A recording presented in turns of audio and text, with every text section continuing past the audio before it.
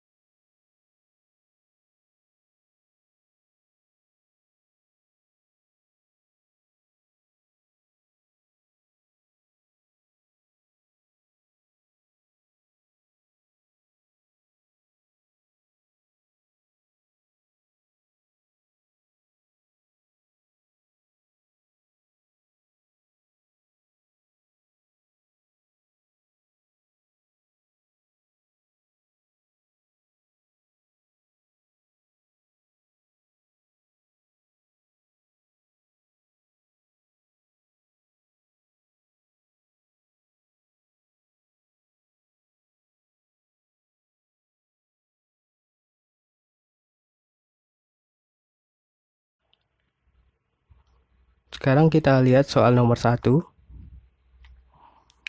Berdasarkan paragraf 1, jika siang hari ini sebagian benda di sepanjang khatulistiwa memiliki bayangan, maka pilihannya yang A, siang hari ini matahari tepat di atas kepala. Yang B, siang hari ini matahari berada tidak tepat di atas kepala. Yang C, siang hari ini terjadi gerhana matahari. Yang D, siang hari ini cahaya matahari terhalang awan. Yang E, siang hari ini cuaca cerah. Kita lihat terlebih dahulu paragraf 1.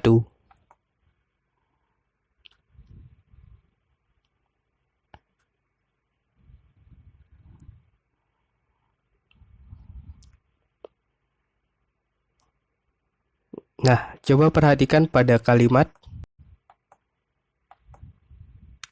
Pada saat itu, ketika tengah hari atau saat matahari di atas kepala, maka semua benda yang ada di sepanjang garis khatulistiwa kehilangan bayangannya. Sekarang kita cocokkan pernyataan ini dengan tadi. Untuk menjawabnya sebenarnya kita bisa menggunakan aturan penarikan kesimpulan pada logika matematika.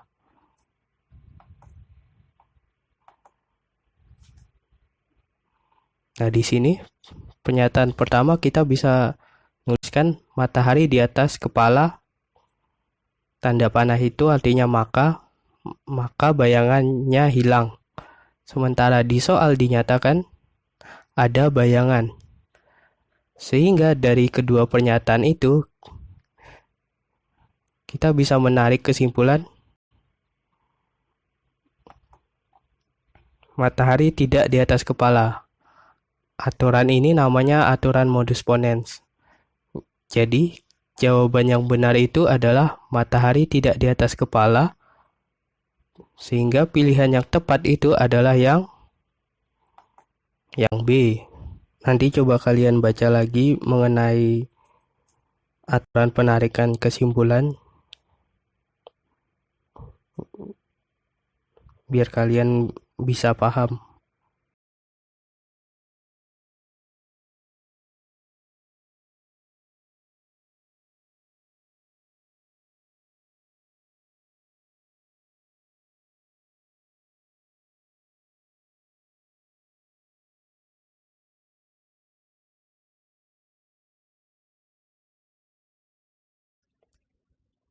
Soal nomor 2, berdasarkan teks 1, berikut adalah kota-kota yang berada di garis khatulistiwa. Nah, untuk menjawab soal nomor 2 ini, kita bisa melihat pada paragraf 1. Pada kalimat terakhir di sini jelas bahwa kota yang berada di garis khatulistiwa diantaranya ada Pasaman, Pontianak, Parigi Motong, dan Halmahera Selatan. Jadi di sini jelas jawabannya adalah yang E.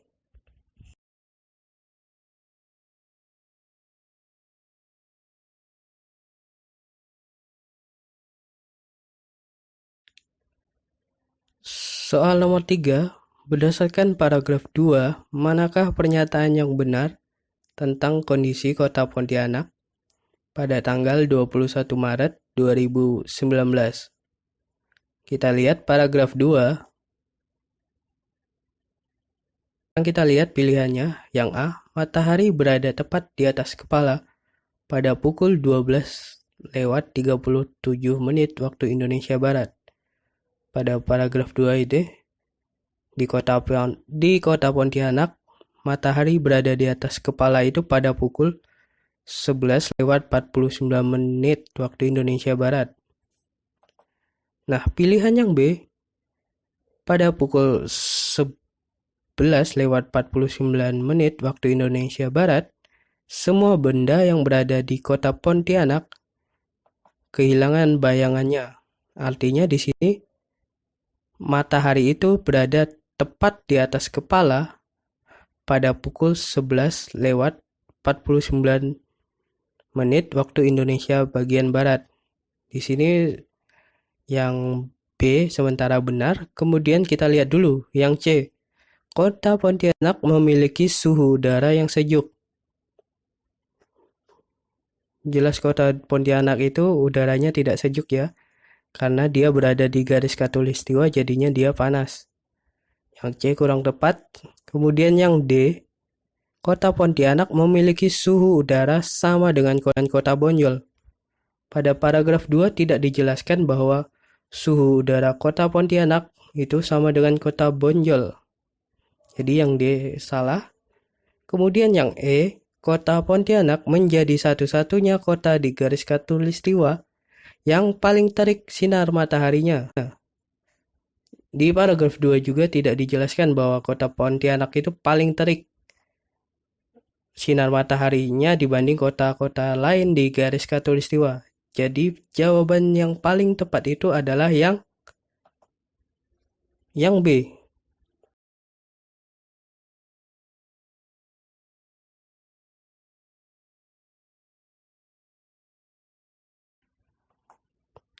Soal nomor 4, berdasarkan paragraf 4, jika sebagian tempat di bumi mengalami panjang waktu siang yang tidak sama dengan panjang waktu malam, manakah pernyataan yang paling tepat? Kita lihat paragraf 4.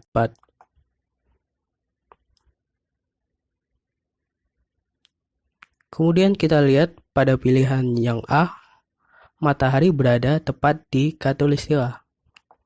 Kita lihat pada paragraf 4, jika saat matahari berada tepat di atas khatulistiwa matahari akan terbagi rata ke seluruh permukaan bumi. Jadi ini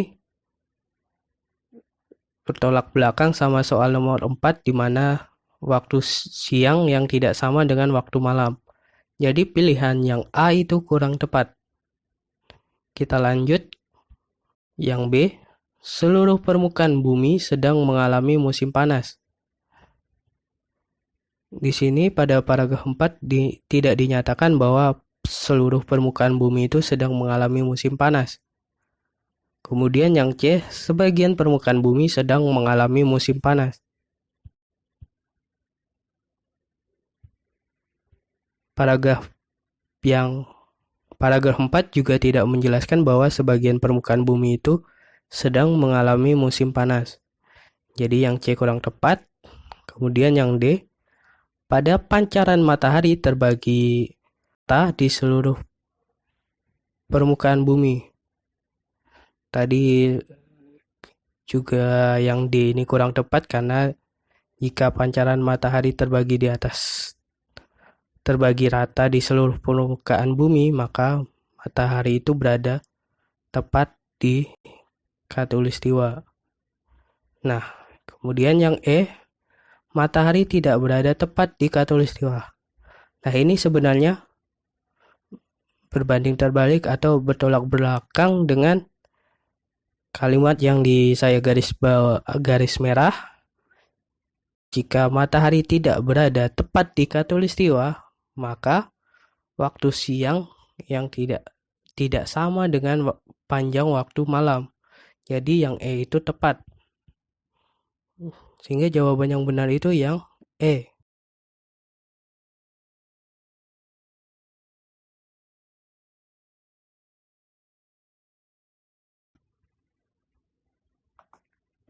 Soal nomor 5.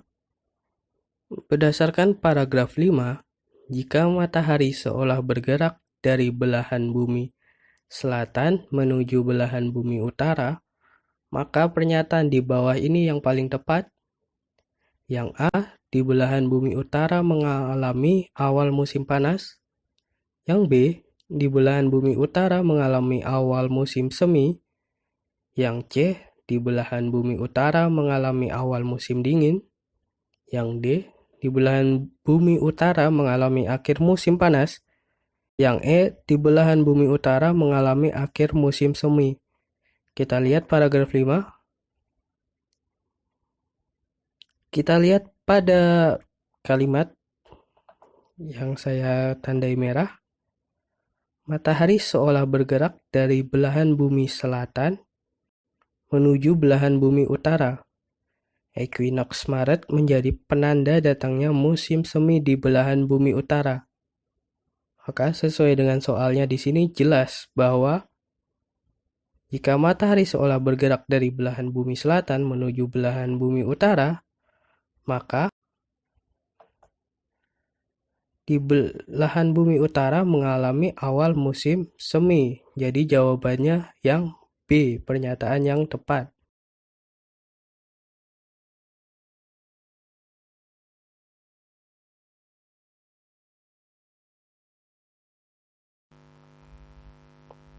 Soal nomor 6. Berdasarkan teks 1, manakah di bawah ini pernyataan yang benar? Yang A, vernal equinox merupakan penanda titik musim semi di belahan bumi selatan. Kita lihat yang A. Di sini sebenarnya vernal equinox itu bukan merupakan penanda titik musim semi di belahan bumi selatan, tetapi dia penanda musim semi di belahan bumi utara. Jadi yang A itu kurang tepat. Kemudian yang B, pada autumnal equinox, matahari bergerak dari belahan bumi utara ke belahan bumi selatan. Nah, perhatikan kalimat yang ditandain merah ini. Equinox September disebut autumnal equinox atau equinox September yang jadi penanda datangnya musim gugur di belahan bumi utara dan musim semi di belahan bumi selatan. Jadi yang B sementara tepat. Kemudian yang C, terbit dan terbenamnya matahari ditentukan oleh kemiringan sumbu rotasi bumi. Sebenarnya pada teks 1 ini tidak membahas mengenai rotasi bumi. Jadi yang C ini kurang tepat. Kemudian yang D, gerak rotasi bumi menyebabkan waktu siang lebih lama. Ini juga tidak dibahas. Yang E, vernal equinox merupakan titik awal musim panas. Ini bukan, karena vernal equinox itu merupakan titik awal musim semi. Jadi yang paling tepat itu yang B.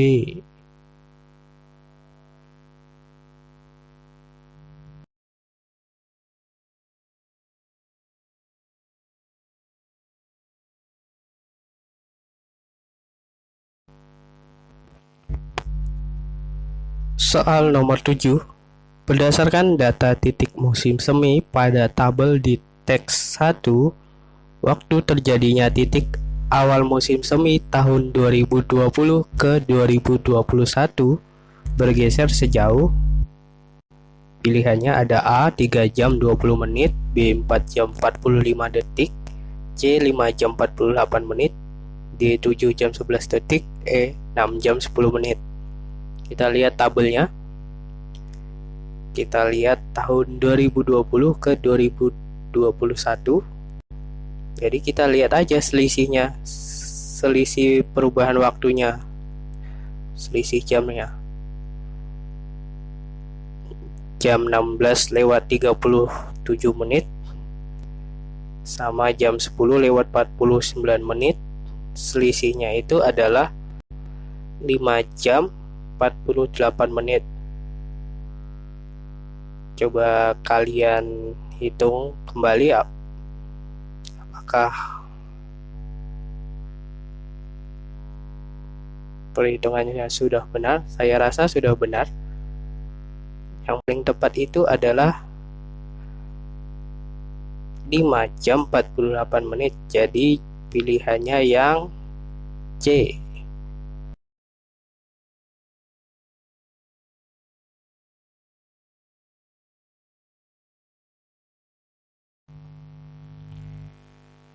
Soal nomor 8.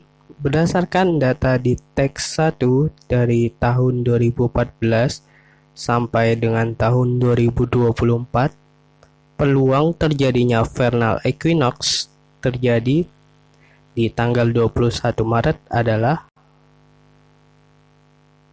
yang A setengah, yang B 4/11, yang C 3/11, yang D 8/11, yang E 4/10. Kita lihat tabelnya. Pada tanggal 21 Maret itu dari rentang 2014 sampai 2024 itu ada 1, 2, 3. Jadi peluangnya itu bisa kita cari dengan banyaknya terjadinya vernal equinox pada 21 Maret per banyak terjadinya vernal equinox dari 2014 sampai 2024. Jadi jawabannya itu adalah 3/11. Sehingga pilihannya adalah yang C.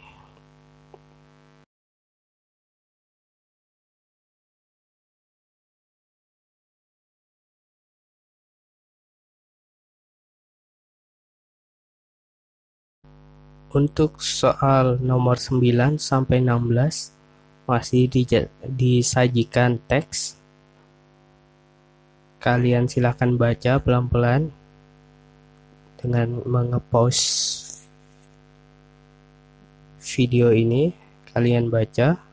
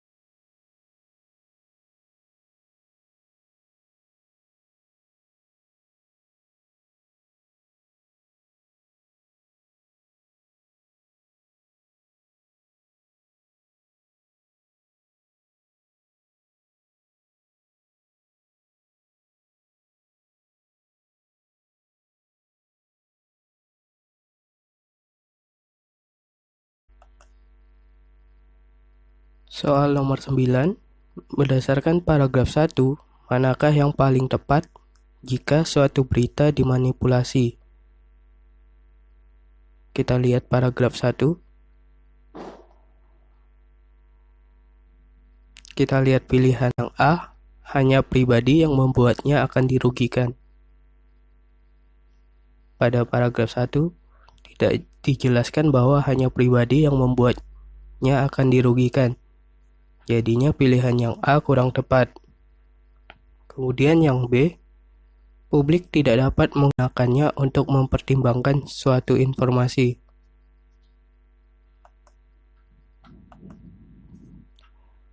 Kita lihat pada kalimat yang ditandain merah. Ini semua merupakan contoh pengetahuan publik di mana orang-orang secara umum diharapkan mengetahui sebagai bahan pertimbangan informasi.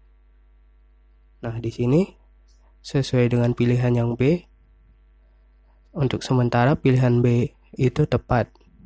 Kita lihat dulu yang C. Publik akan langsung dapat dipengaruhi. Pada paragraf 1 tidak dijelaskan bahwa publik itu akan langsung dipengaruhi. Jadi yang C kurang tepat. Kemudian yang D, berita itu akan langsung diabaikan. Hal ini juga sama dengan yang C, juga tidak dijelaskan pada paragraf 1. Begitupun yang E, publik akan langsung mempercayainya. Tidak dijelaskan pada paragraf 1 di sini. Jadi jawaban yang paling tepat adalah yang B, publik tidak dapat menggunakannya untuk mempertimbangkan suatu informasi.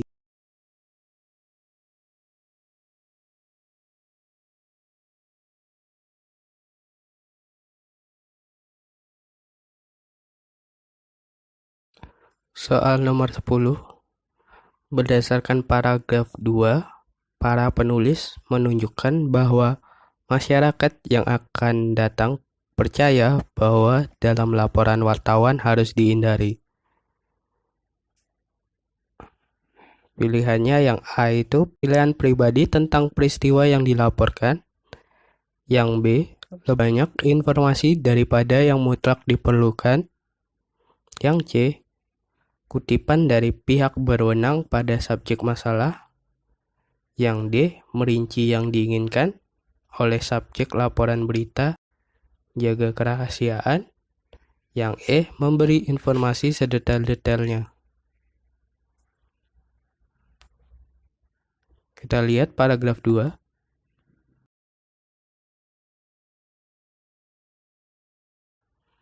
Nah, coba kalian baca.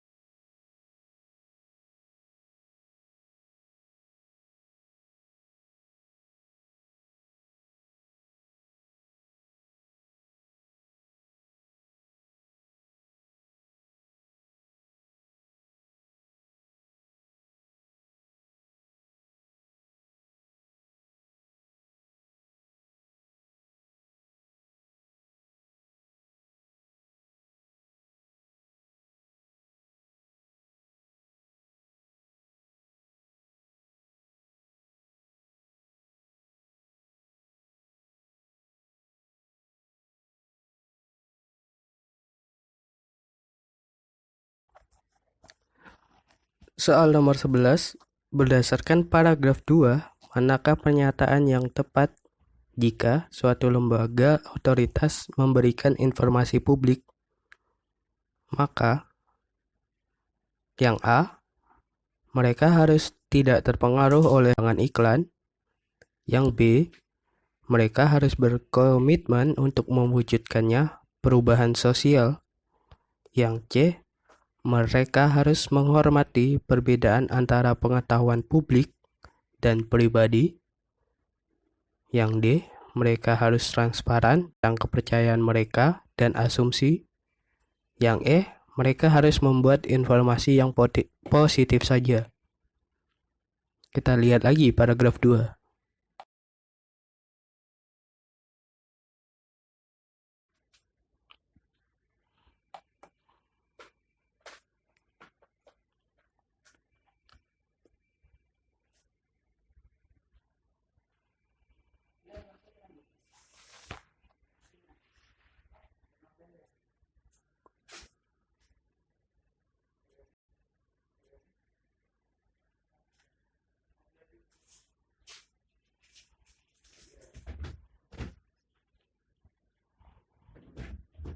Untuk menjawab soal tadi, perhatikan kalimat ini.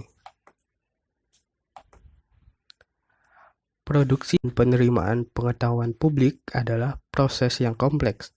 Secara umum, pengetahuan publik harus bersikap otoritatif, tetapi tidak selalu ada kesepakatan bersama tentang apa yang dibutuhkan untuk diketahui masyarakat, siapa yang paling cocok untuk menceritakan dan menjelaskannya, dan bagaimana reputasi otoritatif harus ditentukan dan dievaluasi. Kita lihat soalnya tadi.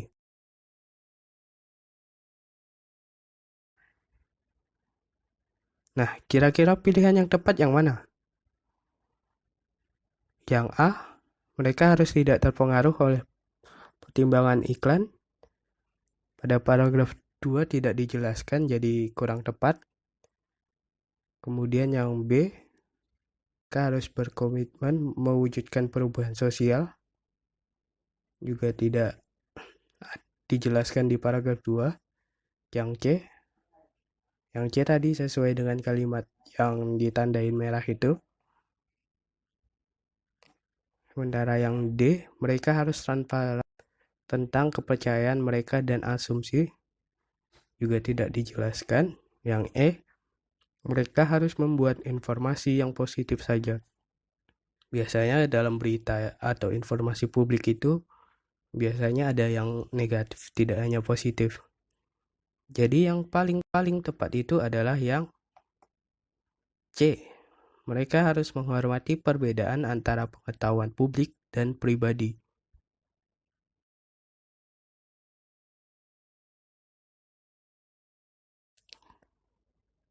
Soal nomor 12, berdasarkan tabel pada tahun, berapakah media paling dipercaya oleh orang-orang?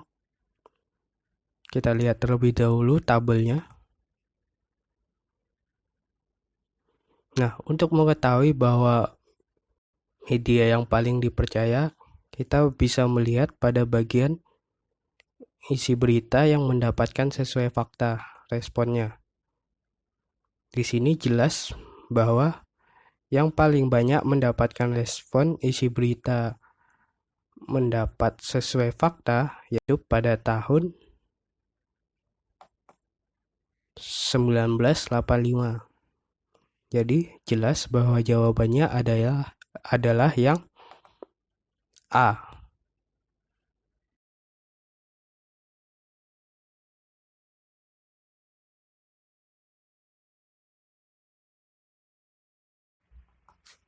Soal nomor 13, pernyataan mana yang sesuai dengan informasi dalam tabel yang diberikan? Kita lihat tabelnya.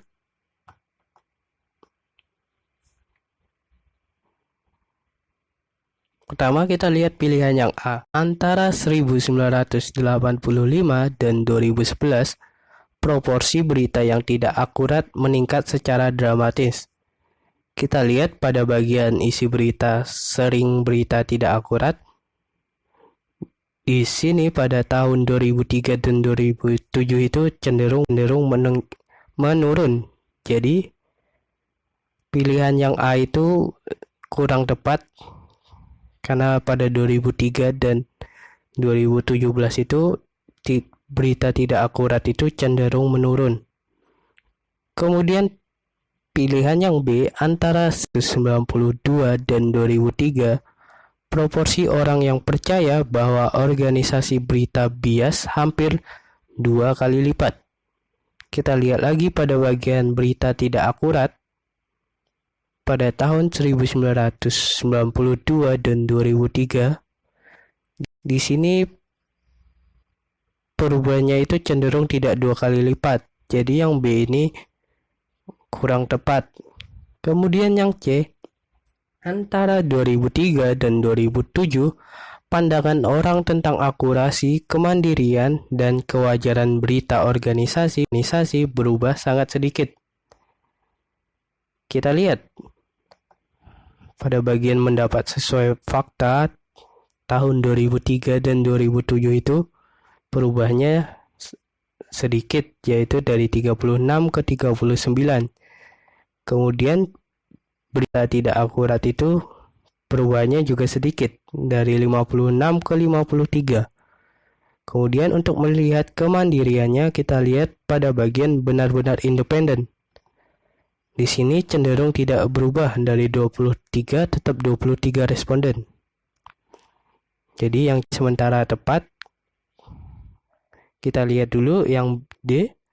Antara 2007 dan 2011, persepsi masyarakat itu, organisasi berita meningkat secara akurat, tetapi persepsi masyarakat tentang organisasi berita wajar berkurang.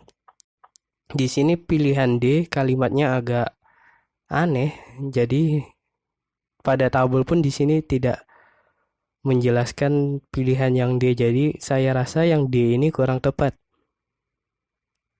Kita lihat yang E, antara 1985 dan 2003, pandangan orang tentang akurasi berita meningkat.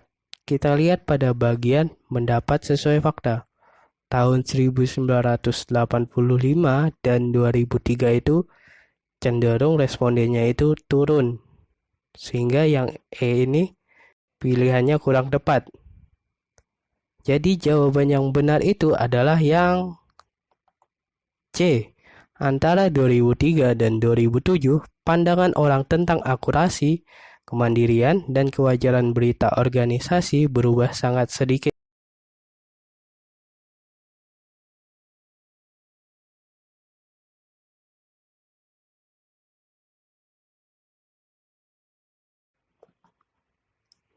Soal nomor 14, berdasarkan tabel pada teks, jika isi berita sesuai fakta, maka kita lihat tabelnya. Jika isi berita sesuai fakta, kita lihat yang A, berita dipengaruhi orang berkuasa. Di sini kita lihat pada bagian dipengaruhi oleh orang atau organisasi berkuasa. Pada tahun 2011, berita sesuai fakta itu cenderung sedikit, tetapi berita yang dipengaruhi oleh orang atau organisasi berkuasa itu cenderung meningkat. Atau pada tahun 1985, berita sesuai fakta itu banyak, tetapi orang yang mengaruhinya sedikit. Jadi yang A itu kurang tepat. Kemudian yang B, berita akan berat sebelah. Di sini juga kita lihat pada bagian berpihak pada kubu tertentu. 2011 kelihatan bahwa ketika berita tidak akurat, maka berita itu berpihak pada kubu tertentu, cenderung banyak. Jadi yang B ini sedikit kurang tepat juga. Kemudian yang C, berita benar-benar independen. Kita lihat pada tahun 1985 ketika berita mendapat responden sesuai fakta 55, maka keindependenannya cuma 37. Sementara ketika fakta itu tidak sesuai fakta pada tahun 2011 berjumlah 25, maka keindependenannya juga berkurang menjadi 15. Di sini yang C sepertinya tepat. Kita lihat dahulu yang D, berita akan sesuai keinginan. Di sini pada tabel ini tidak dijelaskan berita itu sesuai keinginan atau adil terhadap semua pihak.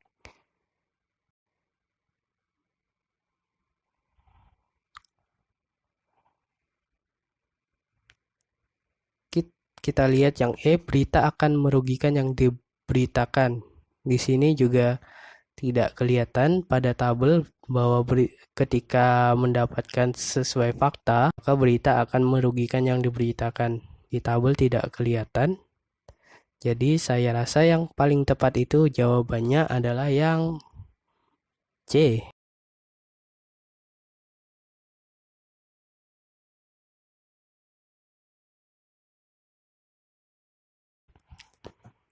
Soal nomor 15. Berdasarkan paragraf 2, jika suatu berita dikeluarkan oleh BBC, manakah pernyataan yang paling mungkin? A. Berita itu dimanipulasi. B. Berita itu menjatuhkan satu pihak. C. Berita itu dapat dipercaya. D. Berita itu berpihak pada satu golongan. Yang E. Berita itu dikeluarkan dengan otoritas pribadi.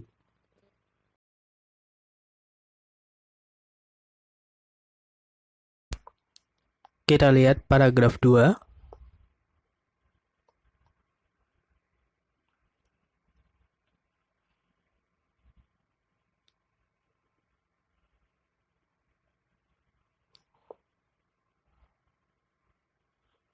Kita lihat pada kalimat BBC secara luas dianggap sebagai bentuk otoritas terpercaya dan bijaksana secara konvensional. Nah, kalimat ini nantinya akan digunakan untuk menjawab.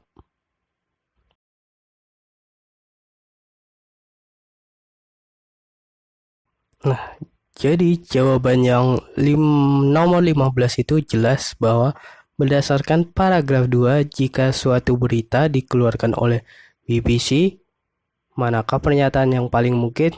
Yaitu yang C. Tadi, seperti pada kalimat tadi, bahwa berita itu dapat dipercaya.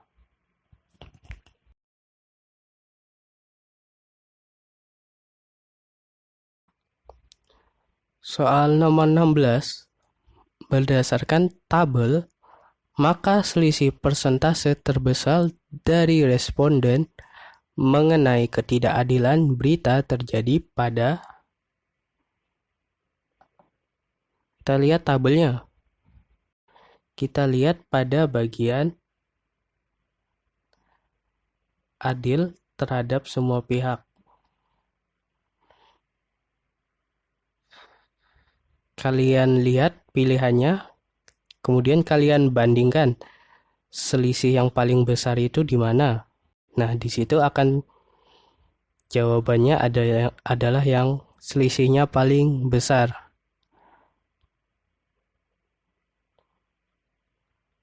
Manakah pilihan yang selisihnya paling besar? Ya, di sini pada tahun 2007 dan 2011 itu selisihnya itu sangat besar dibandingkan dengan pilihan yang lain. Nah, jadi jawaban yang paling tepat itu adalah yang D.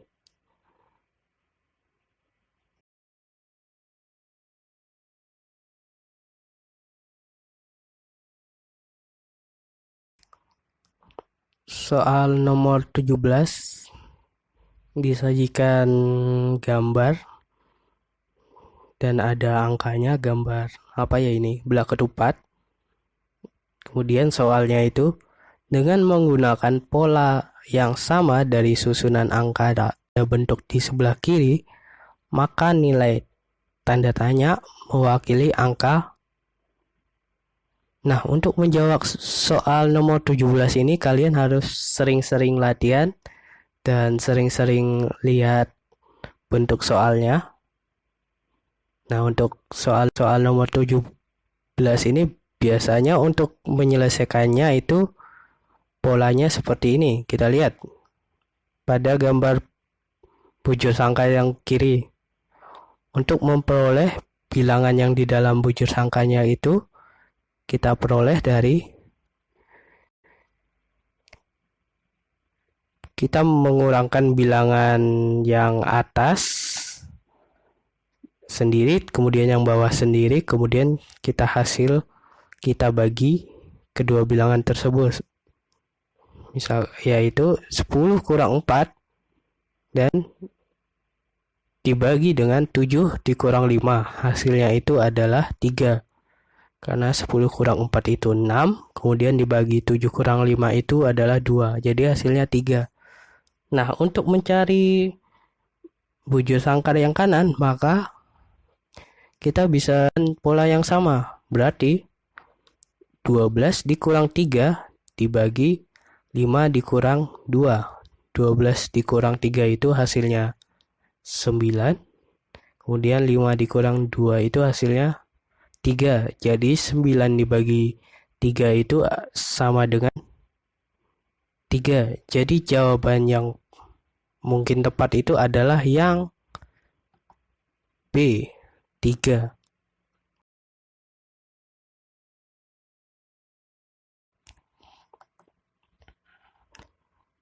Soal nomor 18 masih sama, disajikan gambar. Di dalamnya ada angka, di sini gambarnya rumah. Tetapi untuk menyelesaikan soal nomor 18 ini polanya beda dengan yang tadi. Yaitu berbunyi, bilangan berapakah yang cocok untuk menggantikan simbol tanda tanya. Nah, biasanya untuk pola rumah ini bisa diselesaikan dengan cara kita lihat pada bagian rumah yang kiri. Untuk mendapatkan angka yang berada di atap ini ya, yaitu 34, bisa kita peroleh dari mengalihkan angka yang ada di jendela kemudian dikurangin dengan angka yang ada di pintu. Berarti 6 kali 9 dikurang 20. 6 kali 9 itu berarti 54 dikurang 20, jadi hasilnya 34. Nah, berarti kita bisa memperoleh pada gambar yang kedua tanda tanyanya itu hasilnya berapa. Kita lihat aja. Kita kalikan angka yang di dalam jendela. 12 kali 6 dikurang 30. 12 kali 6 itu hasilnya 72 dikurang 30 hasilnya 42. Jadi jawaban yang tepat itu adalah yang C, 42.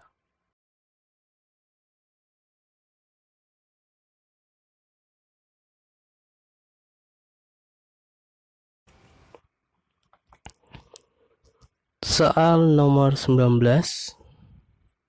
Di sini disajikan barisan bilangan yaitu 22, 18, 26, 22, 30, 26, 34.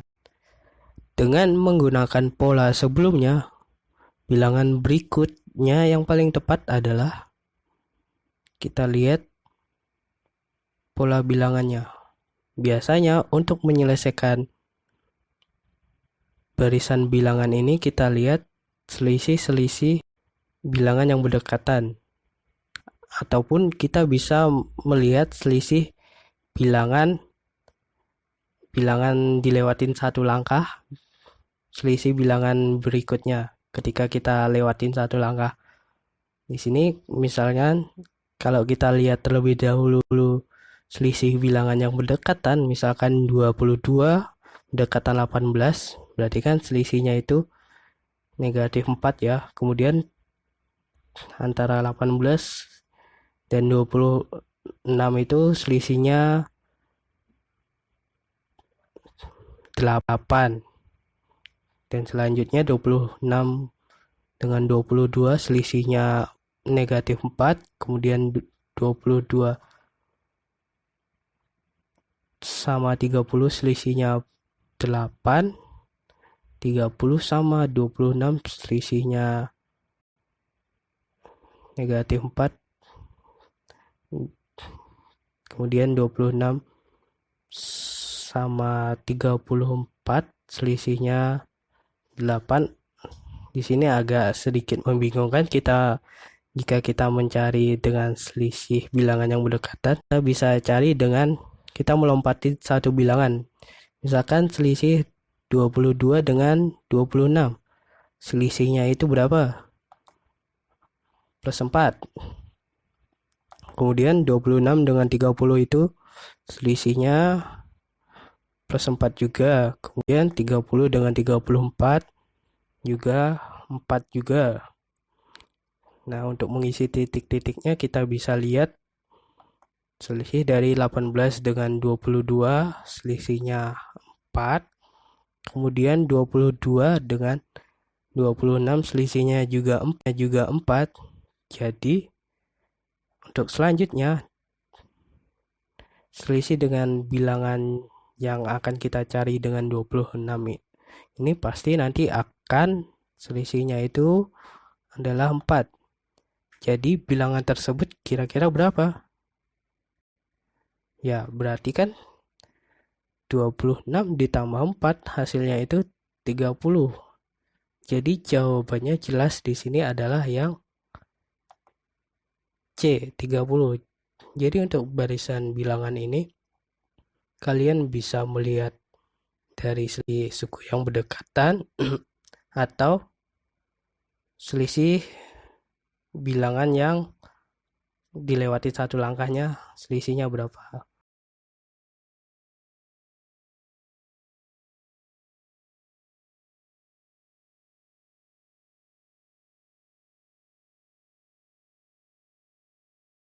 Soal nomor 20 masih sama, disajikan sebuah barisan bilangan.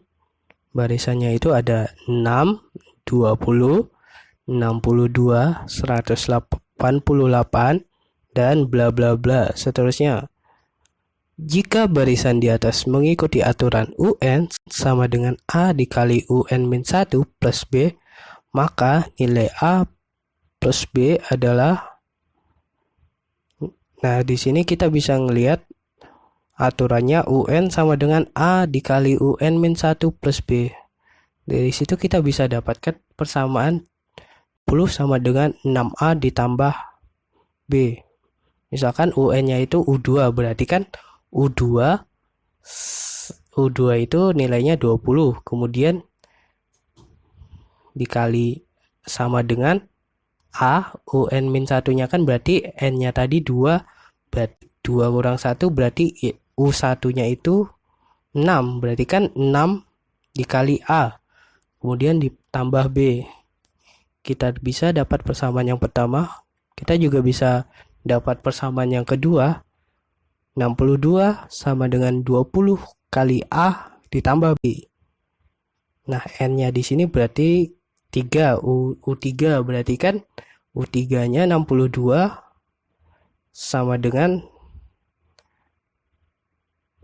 UN-nya 3 tadi, berarti kan UN-1-nya kan berartinya U2, berarti U2 itu tadi 20.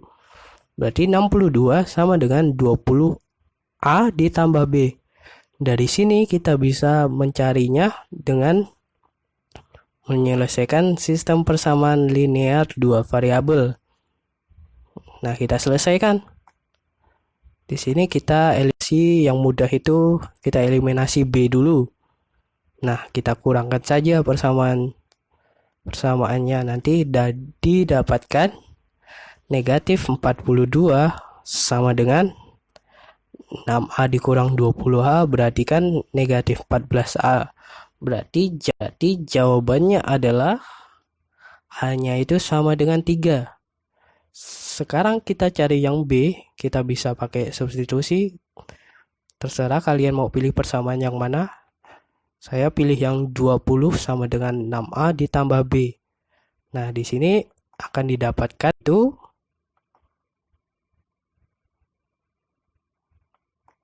ya, B-nya itu sama dengan 2. Maka nilai A ditambah B itu akan didapatkan A-nya tadi 3, B-nya 2, berarti kan 3 ditambah 2 sama dengan 5. Jadi di sini jawabannya jelas yaitu yang 5.